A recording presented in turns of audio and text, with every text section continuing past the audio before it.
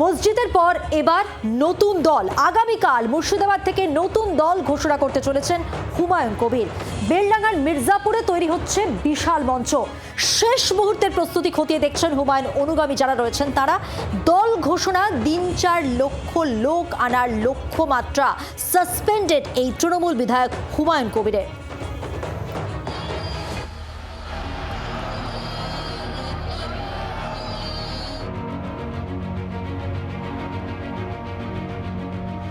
বাবরের নামে বাংলায় নতুন মসজিদের ভিত গড়ে শোরগোল ফেলে দিয়েছেন। তা নিয়ে চর্চার রেশ কাটার আগেই এবার রাজ্যে নতুন দল ঘোষণা করতে চলেছেন হুমায়ুন কবির।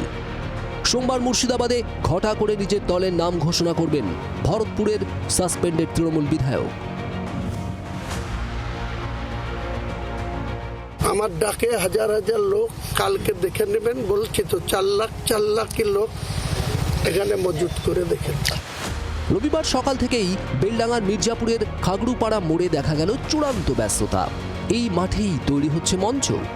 মুর্শিদাবাদ থেকে তৃণমূলকে শূন্য করে দেওয়ার ডাক ইতিমধ্যে দেওয়া হুমায়ুন কবির কাল এই মঞ্চ থেকে ঠিক কত বড় চমক দেন সেদিকে সবার নজর। মঞ্চ তৈরি হয়েছে বিশাল। বেলডাঙ্গার মির্জাপুরের এই মাঠে এই মঞ্চের মধ্যে থেকেই হুমায়ুন কবির নিজের নতুন রাজনৈতিক দলের কি নাম দেন এবং পরবর্তীকালে সেই দলের কি কর্মসূচি বা রূপরেখা তিনি ঘোষণা করেন তা এই মুহূর্তে রাজনৈতিক মহলের কাছে একটা বিশাল বড় কৌতূহলের বিষয়। হুমায়ুনের দাবি, সোমবার দল ঘোষণার সঙ্গে সঙ্গেই ৭৫ জনের রাজ্য কমিটি ঘোষণা করা হবে। আপাতত শুধু পশ্চিম মেদিনীপুরেরই জেলা সভাপতির নাম ঘোষণা হবে। ১৫ই জানুয়ারির মধ্যে রাজ্যের প্রতিটি জেলায় সভাপতি ও কমিটি ঘোষণা করতে চান হুমায়ুন।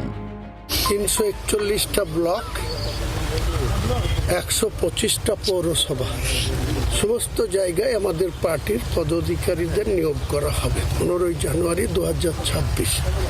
নতুন দল ঘোষণার আগে বিধায়কের গলায় হুঁশিয়ারির সুর। তার নিশানায় রাজ্যের পুলিশ প্রশাসন।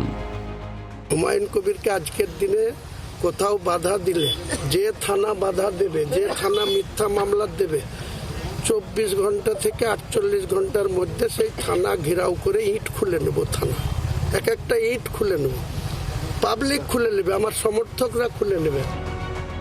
রাজ্য রাজনীতির কারবারিদের মতে বাবরি আবেগে ভর করে নিজের পিছনে ভিড়ের বহর বাড়িয়েছেন হুমায়ুন। নতুন দল ঘোষণার পর এই ভিড় থাকবে তো? ক্যামেরায় তরুণের সঙ্গে অয়নের রিপোর্ট, জি২৪ ঘন্টা। বাংলার আওয়াজ, বাঙালির আবেগ, জি২৪ ঘন্টা।